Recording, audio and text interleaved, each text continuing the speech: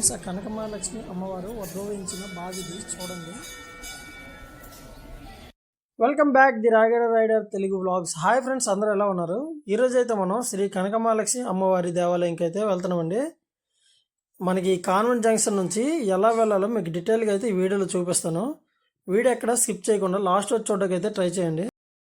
మనకి ఇప్పుడు ఈ కాన్వెంట్ జంక్షన్ ఏదైతే ఉందో, ఈ కాన్వెంట్ జంక్షన్ తర్వాత జ్ఞానపురం రైల్వే స్టేషన్ రెండు ఒకటేనండి. చూస్తున్నారు కదా, చాలామందికి అయితే వేరే వేరే ఊర్ల నుంచి వచ్చే వాళ్ళకి శ్రీ కనకమహాలక్ష్మి అమ్మవారి దేవాలయంకి ఎలా వెళ్ళాలో తెలియదు. అలా తెలియని వాళ్ళకైతే ఈ వీడియో చాలా బాగా ఉపయోగపడుతుంది. చూసారు కదా, ఈ కాన్వెంట్ జంక్షన్ దగ్గర ఉన్న జ్ఞానపురం రైల్వే స్టేషన్ నుంచి అయితే మనకి చాలా దగ్గర పడుతుందండి. 2.5 కిలోమీటర్ కన్నా ఎక్కువ పడదు. అదే మనకి అటువైపు front face Visakhapatnam railway station అటు నుంచి అయితే మనకి ఎక్కువ డిస్టెన్స్ అయితే పడుతుందండి. అదే ఇటు నుంచి అయితే మనకి చాలా దగ్గర. అదే కాకుండా మనకి ఇటు నుంచి ఆటోలు బస్సుల సౌకర్యాలు అయితే ఉన్నాయండి. మనకి ఆ ఇబ్బంది అయితే ఎట్లేదు. ఫ్రెండ్స్, విశాఖపట్నంలో మనకి సింహాచలం టెంపుల్ ఎంత ఫేమస్, శ్రీ కనకమహాలక్ష్మి అమ్మవారి దేవాలయం కూడా అంతే ఫేమస్ అండి. మనకి టెంపుల్ వచ్చేసరికి విశాఖపట్నం బుర్జిపేట ఏరియాలో అయితే ఉంటుందండి. అమ్మవారి యొక్క చరిత్ర గురించి చూసుకున్నామంటే, శ్రీ కనకమహాలక్ష్మి అమ్మవారు విశాఖపట్నం నగరానికి అధిష్టాన దేవతగా భావిస్తుంటారు. ఒకప్పటి విశాఖపట్నం మహారాజులు వాళ్ళ యొక్క కులదేవతగా ఈ అమ్మవారిని పూజించేవారని ఇక్కడ ఉన్న స్థానికులు అయితే చెప్పుకుంటూ ఉంటారండి. ఇదే కాకుండా బుర్జిపేట అనే పేరు బురుజు కోట గోపురం అనే పదం నుండి అయితే వచ్చింది. ఈ ప్రాంతంలో పూర్వం రాజుల కోట సమీపంలో ఉండేదని చాలామంది అయితే అంటుంటారండి. స్థానిక పురాణం ప్రకారం అమ్మవారి విగ్రహం ఒక బావిలో కనుగొనబడింది. సుమారు 1912 ఆ ప్రాంతంలో ఈ విగ్రహాన్ని బావి నుండి తీసి బురుజుపేటలో ఒక వీధి మధ్యలో ప్రతిష్ఠించారు. అప్పటి నుండి ప్రజలు అక్కడే పూజలు చేయడం ప్రారంభించారు. ఇలా ప్రతిష్ఠించిన కొన్ని రోజుల తర్వాత మున్సిపల్ అధికారులు రోడ్డు విస్తరణ కోసం విగ్రహాన్ని పక్కకు మార్చారండి. ఆ సమయంలో పట్టణంలో ప్లేగు వ్యాధి వ్యాపించింది. విశాఖపట్నం మొత్తం అనేక మంది మరణించారు. సుమారు 1917 ప్రాంతంలో అని ఒక కథ అయితే ఉందండి. ప్రజలు ఇది అమ్మవారిని స్థానభ్రంశం చేయడం వల్ల జరిగిందని నమ్మి మళ్ళీ అదే స్థానంలో విగ్రహాన్ని ప్రతిష్ఠించారు. ఆ విగ్రహాన్ని ప్రతిష్ఠించిన తర్వాత నుంచి ప్లేగు వ్యాధి తగ్గిందని చెప్తుంటారండి ఇక్కడ. అందువల్ల అమ్మవారిని విశాఖపట్నం రక్షణ దేవతగా భావిస్తుంటారు విశాఖపట్నంలో అయితే. ఫ్రెండ్స్, ఇంకో ప్రత్యేకత ఏంటంటే, ఈ టెంపుల్ దగ్గర మనం దేవుడిని నేరుగా చూడొచ్చండి. నేరుగా వెళ్ళి పూజలు చేయొచ్చు, అభిషేకాలు చేయొచ్చు, అన్నీ చేయొచ్చండి. ఇది చాలా ఆలయాల్లో ఉండదు. కొబ్బరికాయలు కొట్టడం, పాలు పోయడం, కుంకుమ పసుపు సమర్పించడం, ఇటువంటి చాలా పూజలు అయితే చేసుకోవచ్చు మనం. ఫ్రెండ్స్, మీరు ఎవరైనా కొత్తగా ఛానల్ని విజిట్ చేస్తున్నట్టయితే ప్లీజ్ ఫ్రెండ్స్ సబ్స్క్రైబ్ చేసి ఛానల్ని అయితే సపోర్ట్ చేయండి. మరిన్ని మంచి వీడియోస్ని అయితే మేము ముందుకు తీసుకొస్తాను. ఫ్రెండ్స్, చూస్తున్నారు కదా, టెంపుల్ దగ్గరికి అయితే వచ్చేసాం. ఇంకొంచెం లోపలికి వెళ్ళామంటే టెంపుల్ దగ్గరికి అయితే వెళ్ళిపోతాం. ఫ్రెండ్స్, ఇదే కాకుండా మనకి ఈ టెంపుల్ దగ్గర మధ్యాహ్నం భోజనం కూడా పెడతారండి. చాలా బాగుంటుంది. ఫ్రెండ్స్, ఇక్కడ దేవుడికి పూజ చేయడానికి కోసం మనకి కొబ్బరికాయలు, పాలు, పళ్ళు అన్నీ దొరుకుతాయండి. దేనికోసం కూడా ఇబ్బంది పడాల్సిన అవసరం లేదు. చూస్తున్నారు కదా, చుట్టుపక్కల కూడా మనకి షాపులు అన్నీ కూడా చాలామంది చీరలు కూడా పెడుతుంటారండి. అన్నీ ఉంటాయి ఇక్కడ, ఏది ఉండదని ఉండదు. పూజ సామాన్లు అన్నీ ఉంటాయి. ఫ్రెండ్స్, వీడియో ఎక్కడ స్కిప్ చేయకుండా లాస్ట్ చూడడానికి అయితే ట్రై చేయండి. ఫ్రెండ్స్, మనకి నార్మల్ డేస్ అయితే భక్తుల రద్దీ అంతగా ఉండదండి. మనకి ప్రతి సంవత్సరం మార్గశిర మాసంలో పెద్ద ఎత్తున ఉత్సవాలు జరుగుతాయి.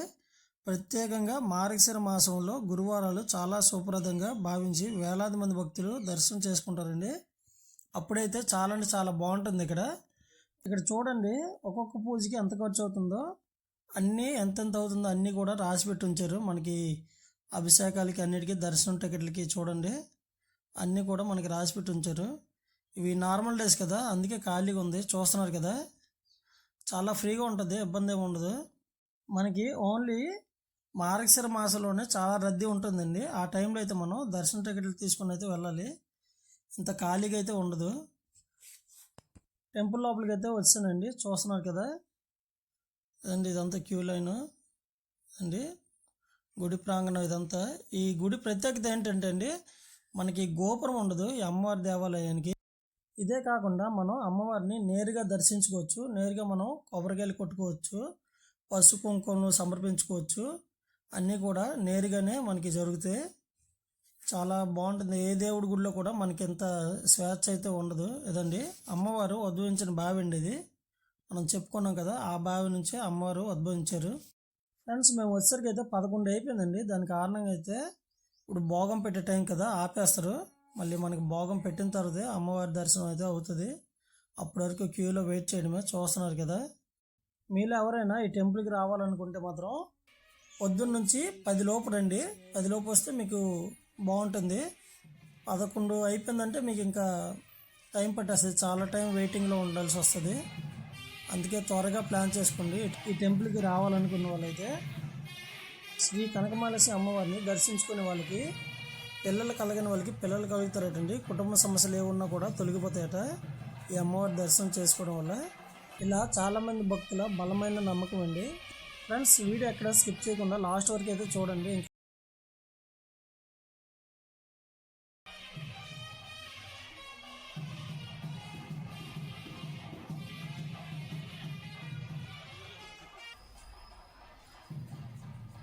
ఫ్రెండ్స్, నాకు తెలిసి విశాఖపట్నంలో చాలా అంటే చాలా ప్రసిద్ధిగాంచిన టెంపుల్స్ రెండే అండి.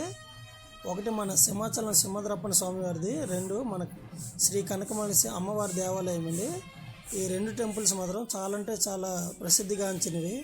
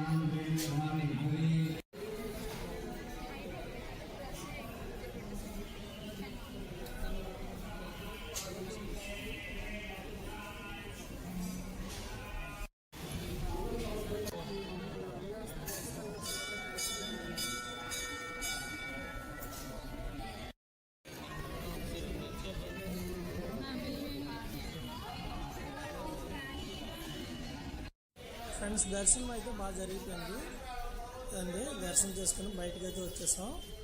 ఇప్పుడు ప్రసాదం కౌంటర్ అయితే చూపిస్తాను, చూడండి. ఇదిగోండి, ఇది ప్రసాదం కౌంటర్. ప్రసాదము ఇచ్చుట స్థలము చూడండి. ఇక్కడ బోర్డు మీద అన్నీ రాసి ఉంటాయి.